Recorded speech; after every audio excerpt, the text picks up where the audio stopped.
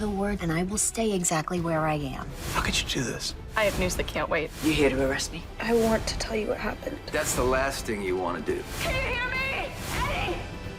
After opening a can of worms and mentioning that she saw Dex leave Cyrus's room while wearing scrubs, Nina leaves Joss and Dex at Dex's.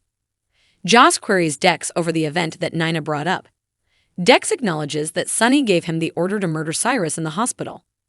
Joss finds it unbelievable that he would consent to such a thing. She believes Dex was trying to get Sonny to back out since he says he tried to talk Sonny out of it, and he would never do that. Dex acknowledges that Sonny stopped him from doing it. Joss learns that this was the night Adam was admitted to the hospital. She continued to believe that she was fortunate to have him by her side, but in reality, he was there to murder Cyrus. Joss queries whether he is implying that if Sonny hadn't intervened, he would have killed Cyrus. Admittedly, Dex would have. Who are you? Joss queries. Dex claims he didn't see a way out once Sonny gave him an order. He claims that Sonny's decision to change was a test, and he feels relieved about it. It seems as though Joss doesn't know him because she claims he broke a line she didn't think was conceivable. She claims that this was not like being shot at by armed individuals. Rather, it included an elderly, helpless patient in a hospital, and she finds it troubling that he felt justified in taking a life.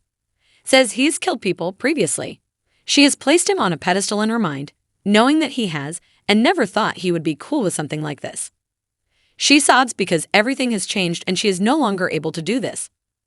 Joss charges at Dex. Dex pulls out a bottle of alcohol, hesitates, then calls the non-emergency police line.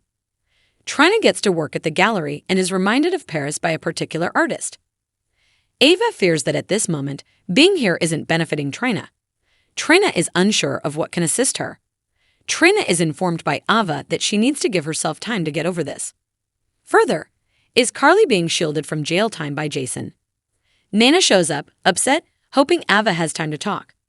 When Trina excuses herself, Nana seeks Ava's assistance to reach Sonny. Ava claims that since she won't appear good if she tries to divert his attention from Dante, her timing isn't ideal right now. Nana sobs, wanting to be there to encourage him and get him through this. She believes he will pay attention if Ava speaks out for her. A late shipment is on its way. Trina interrupts. An emotional Ava asks Trina to wait and then lock up after saying she has to go. Trina can, and she's concerned about a problem. After saying she'll be all right, Ava and Nina head out. Later, Trina asks whether it's Dant as Joss enters crying. It's not, according to Joss. She needs to inhale, Trina warns, or else she'll start weeping too. Joss clarifies that she was mistaken to believe that nothing could alter her feelings for Dex. She won't put up with what he can live with, and she won't put up with what he is okay with. Trina gives her companion a hug. Diane claims that the state legal board didn't pursue Alexis at the invader until the medical board contacted them regarding Neil's case. What is this related to her? Alexis wonders. Diane discusses the case and supporting documentation that led to Alexis's disbarment and queries her lack of self-defense. Diane dismisses Alexis's assertion that it was accurate as unimportant. It was her right to put up a defense. Alexis speculates that she didn't believe she had anything to fight for at the moment. Diane advises her to get over this feeling since they need to get her out of here because she isn't enjoying her job here. Since the medical community despises lawyers above all else and Diane is a female lawyer, she believes there is bias. Diane remembers Alexis not being at her best and drinking at the time. In order to reach the highest courts, Diane has to file several appeals and makes some calls to find out what comes next. Alexis questions why she sacrificed her career to keep Neil alive once more. Because she is both her own worst enemy and a rescuer, Diane explains.